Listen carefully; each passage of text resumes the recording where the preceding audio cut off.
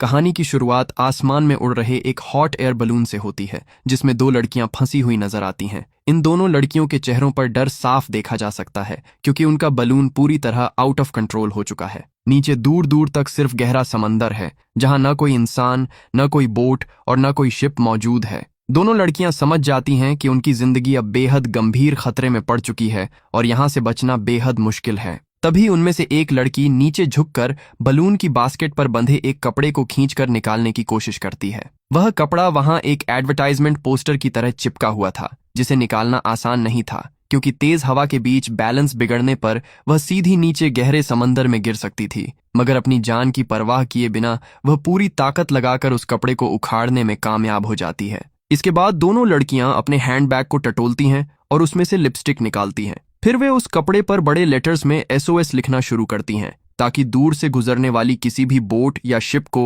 यह सिग्नल नजर आ सके कि कोई खतरे में है। लेकिन बदकिस्मती से पहला लेटर लिखते ही लिपस्टिक खत्म हो जाती है। अब आगे लिखने के लिए उनके पास कुछ नहीं बचता और दोनों मायूस होकर एक दूसरे को देखने लगती हैं। तभी उनमें से एक लड़की बिना सोचे अपने हाथ पर गहरा कट लगा लेती है। उसके हाथ से खून बहने लगता है और वह उसी खून से SOS के बाकी लेटर्स पूरे करती है। अब सवाल यह है कि आखिर ये दोनों लड़कियां कौन हैं और वे इस मुसीबत में कैसे आ फंसीं। इसे जानने के लिए हमें कहानी के शुरू में चलना होगा। दरअसल कहानी शुरू होती है साइप्रस नाम की जगह से जहां केट नाम की लड़की अपने ऑफिस वर्क के सिलसिले में पहुंची होती है। वहां से उसे अपनी छोटी बहन लिज को भी रिसीव करने जाना होता है। लिज को उसके स्कूल से निकाल दिया गया था जिसकी वजह से केट को अपना काम छोड़कर उसे लेने आना पड़ता है। ये दोनों बहनें अलग अलग कंट्रीज में रहती थीं और काफी लंबे समय से दूर थीं, इसलिए इन्होंने प्लान बनाया था कि साथ में वेकेशन ट्रिप एंजॉय करेंगी ताकि अपने रिश्ते को मजबूत कर सकें। लेकिन जब केट अपनी बहन लिज से मिलती है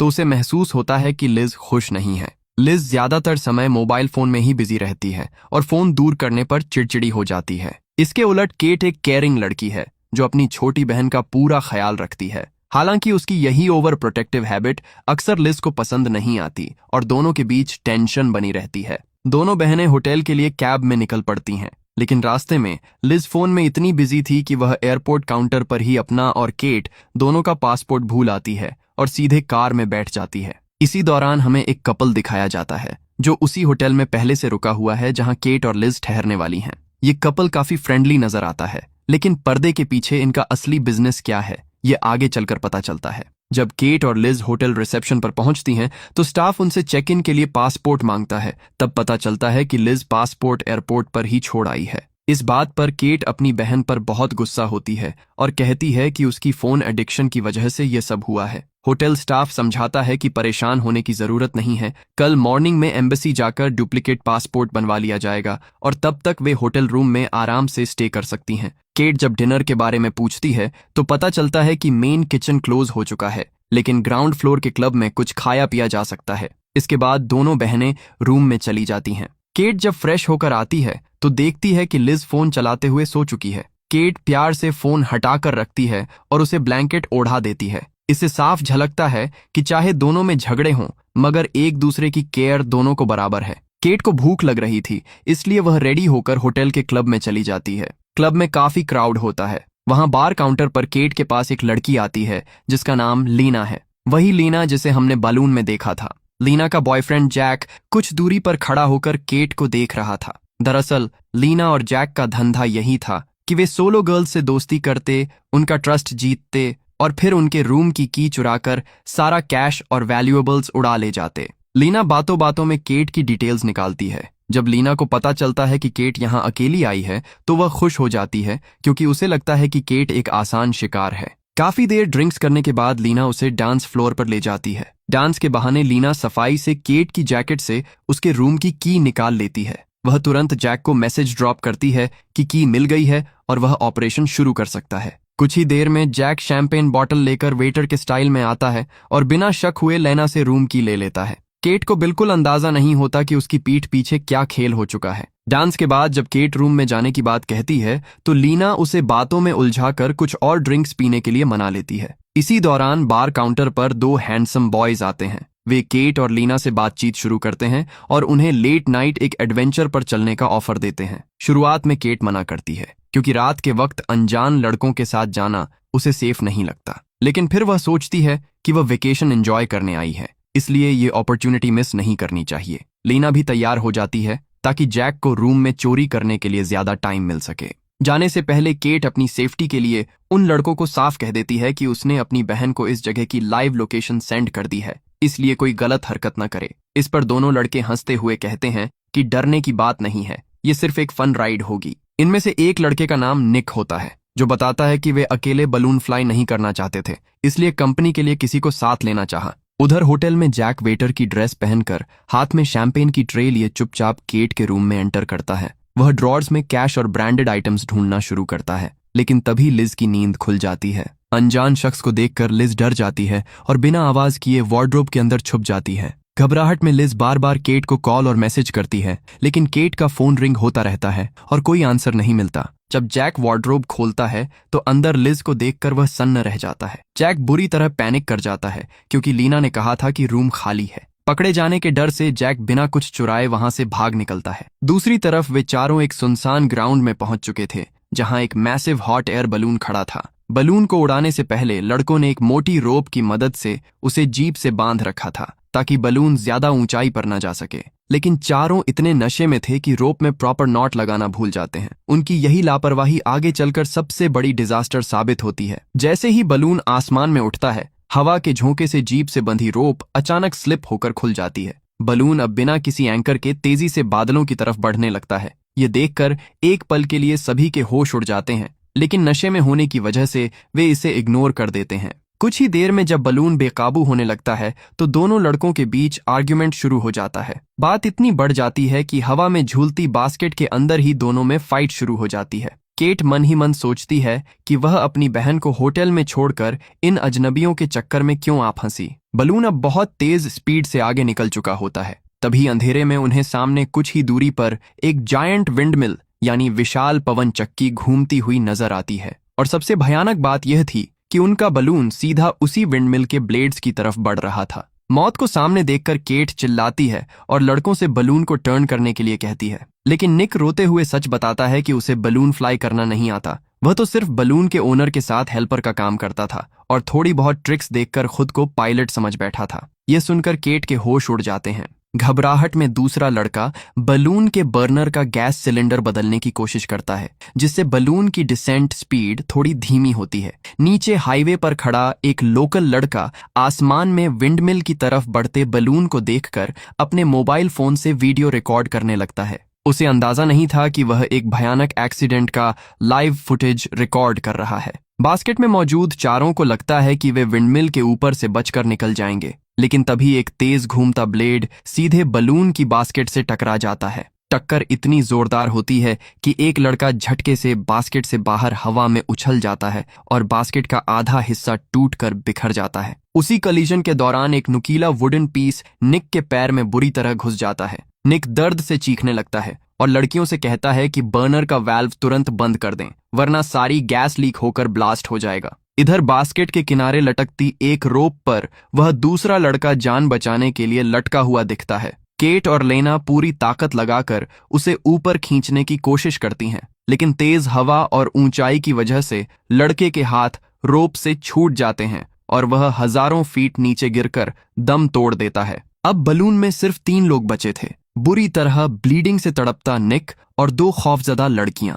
विंडमिल का खतरा तो टल चुका था, लेकिन अगली आफत यह थी कि उनका गैस बैकअप लगभग फिनिश होने वाला था। दूसरी तरफ होटल में लिज रिसेप्शन स्टाफ के पास भागती है और रूम में घुसे इंट्रूडर के बारे में रोते हुए रिपोर्ट करती है। होटल मैनेजमेंट तुरंत पुलिस को कॉल करता है। स्टाफ बताता है कि लिज की सिस्टर केट रात को क्लब गई थी और तब से मिसिंग है। पुलिस ऑफिसर लिज से इन्वेस्टिगेशन शुरू करता है और लिज इस पूरे केस की प्राइमरी विटनेस बन जाती है। उधर आसमान में सुबह की पहली किरण के साथ लीना को एहसास होता है कि बलून अब जमीन छोड़कर खुले सी के ऊपर पहुंच चुका है। चारों तरफ सिर्फ गहरा ब्लू वाटर दिखाई दे रहा था। लेना घबराकर निक से कुछ करने को कहती है। निक बताता है कि रिजर्व में सिर्फ एक लास्ट सिलेंडर बचा है जिसे बर्नर में कनेक्ट करना होगा। दोनों लड़कियां हिम्मत जुटाकर हैवी सिलेंडर को सेट कर देती हैं। इसके बाद केट अपना मोबाइल फोन चेक करती है, लेकिन वहां नो सिग्नल आ रहा होता है। केट रोते हुए कहती है कि उसकी छोटी बहन होटल में अकेली उसका वेट कर रही होगी। ये सुनते ही लीना चौंक जाती है और पूछती है कि उसने तो क्लब में कहा था कि वह सिंगल और अलोन है। केट क्लैरिफाई करती है कि वह अपने रिलेशनशिप स्टेटस के बारे में बोल रही थी, जबकि रियल में वह अपनी सिस्टर के साथ आई है। ये जानकर लीना को गहरा शॉक लगता है और उसे गिल्टी फील होने लगता है कि उसके फ्रॉड की वजह से एक इनोसेंट फैमिली मुसीबत में फंस गई है। तभी केट को दूर समंदर में एक प्राइवेट बोट गुजरती हुई नजर आती है। दोनों लड़कियां खुशी में जोर जोर से अपने हाथ वेव करके हेल्प मांगने लगती हैं, लेकिन बोट पर मौजूद टूरिस्ट्स को लगता है कि बलून वाले लोग उन्हें देखकर फ्रेंडली हेलो बोल रहे हैं। वे भी मुस्कुराते हुए हाथ हिलाकर बोट को आगे निकाल ले जाते हैं। केट और लीना समझ जाती हैं कि सिर्फ हैंड वेविंग से किसी को समझ नहीं आएगा कि वे मुसीबत में हैं। इसी बीच घायल निक दर्द की वजह से बैलेंस खो देता है और बास्केट से फिसलकर गहरे पानी में जा गिरता है। लड़कियां चीखते हुए रोप नीचे फेंकती हैं, लेकिन निक पानी में डूब जाता है और उसकी मौत हो जाती है। निक की मौत के बाद बास्केट में सिर्फ केट और लीना बचती हैं। पैनिक और फ्रस्ट्रेशन में केट लीना पर बरस पड़ती है कि इस सारी बर्बादी की जिम्मेदार वही है। तभी दोनों को समझ आता है कि हवा में चिल्लाने से कुछ नहीं होगा, उन्हें कोई विजिबल डिस्ट्रेस सिग्नल बनाना होगा। और यहीं पर कहानी का वह ओपनिंग सीन जुड़ता है जहां वे बास्केट का फैब्रिक उखाड़ती हैं। उधर होटल में चाइल्ड वेलफेयर ऑर्गेनाइजेशन की सोशल वर्कर सोफिया पहुंचती है, जो स्केर्ड बच्चों की हेल्प करती है। लिज रोते हुए सोफिया को बताती है कि केट ने जाने से पहले उसे एक लोकेशन सेंड की थी। सोफिया मैप देखकर पहचान जाती है कि यह सिटी के आउटर एरिया का एक ओपन ग्राउंड है। सोफिया बिना देर किए लिज को अपनी कार में बैठाकर उस लोकेशन की तरफ निकल पड़ती है। दूसरी तरफ समंदर के ऊपर बलून की गैस खत्म होने की वजह से बास्केट पानी की सरफेस की तरफ तेजी से ड्रॉप हो रही थी। अगर बास्केट पानी से टकराई तो वे दोनों डूब जाएंगी। तभी केट अपना दिमाग इस्तेमाल करती है। वह एक शाइनी मेटल पीस निकालती है और सनलाइट को बर्नर के नोजल पर रिफ्लेक्ट करके फोकस करती है। सूरज की तेज किरणों से बर्नर के अंदर बची रेजिडुअल गैस में स्पार्क्स पैदा होते हैं और बर्नर दोबारा भड़क उठता है। इससे बलून को एक बार फिर लिफ्ट मिलती है और वह पानी की सतह से कुछ फीट ऊपर उठ जाता है। इधर सोफिया और लिज उस सुनसान ग्राउंड में पहुंचती हैं, जहां उन्हें लड़कों की जीप खड़ी मिलती है। जीप के बॉनेट पर रखे फोन की स्क्रीन ऑन थी। जब लिज उस फोन को चेक करती है तो उसमें विंडमिल क्रैश और बलून के बेकाबू होकर समंदर की तरफ उड़ जाने की पूरी वीडियो रिकॉर्डिंग मिल जाती है। यह भयानक मंजर देखकर लिज की चीख निकल जाती है और वह अपनी बहन को खोने के डर से कांपने लगती है। उसी वक्त समंदर के ऊपर केट के फोन में अचानक 1 बार नेटवर्क सिग्नल आता है। केट बिना एक सेकंड गवांगे अपनी करंट जीपीएस लोकेशन अपनी बहन लिज को व्हाट्सएप कर देती है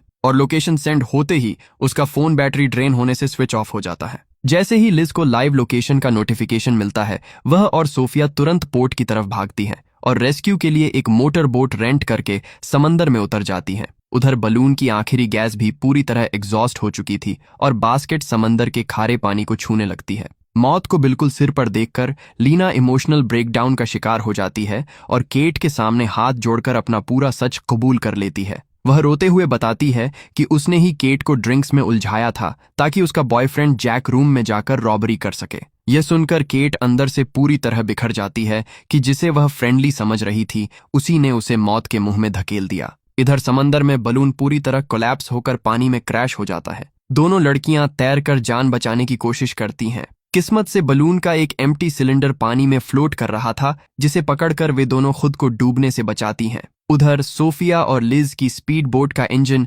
अचानक ओवरहीट होकर बीच समंदर में डेड हो जाता है। इंजन स्टार्ट न होने पर लिज रोने लगती है, लेकिन सोफिया उसे हिम्मत बंधाती है। पानी में तैरते हुए केट और लीना के सामने से एक मैसिव कार्गो शिप गुजरता है। दोनों लड़कियां पानी थपथपाकर और जोर जोर से हेल्प के लिए चीखती हैं, लेकिन कार्गो शिप के डेक की ऊंचाई और समंदर की तेज लहरों के शोर के बीच शिप के क्रू मेंबर्स को पानी में तैरते 2 छोटे हेड्स दिखाई नहीं देते और विशाल शिप बिना रुके वहां से दूर निकल जाता है। यह देखकर लड़कियां होप खोने लगती हैं, मगर केट अपनी बहन से दोबारा मिलने के वादे को याद करके लीना को भी तैरते रहने का हौसला देती है। दूसरी तरफ लिज और सोफिया इंजन बंद होने के बावजूद हार नहीं मानती। वे बोट के मैनुअल पैडल्स यानी चप्पू निकालती हैं और हाथों से बोट को आगे बढ़ाने लगती हैं। साथ ही लिज लगातार बोट का इमरजेंसी हॉर्न बजाती रहती है ताकि उसकी तेज आवाज दूर तक गूंज सके। हॉर्न की तेज साउंड आखिरकार पानी में तैर रही केट के कानों तक पहुंचती है। केट अपनी पूरी बची हुई एनर्जी लगाकर सिग्नल देती है। कुछ ही पलों में सोफिया और लिज की बोट वहां पहुंच जाती है। सोफिया दोनों को खींचकर बोट के अंदर रेस्क्यू कर लेती है। लिज अपनी बहन केट को जिंदा देखकर गले से लिपट जाती है और दोनों बहनों के आंसुओं में सारा दर्द बह जाता है। यहीं पर यह थ्रिलिंग स्टोरी समाप्त होती है। अगर आपको यह एक्सप्लेनेशन वीडियो पसंद आई हो तो चैनल को सब्सक्राइब और वीडियो को लाइक जरूर कीजिएगा।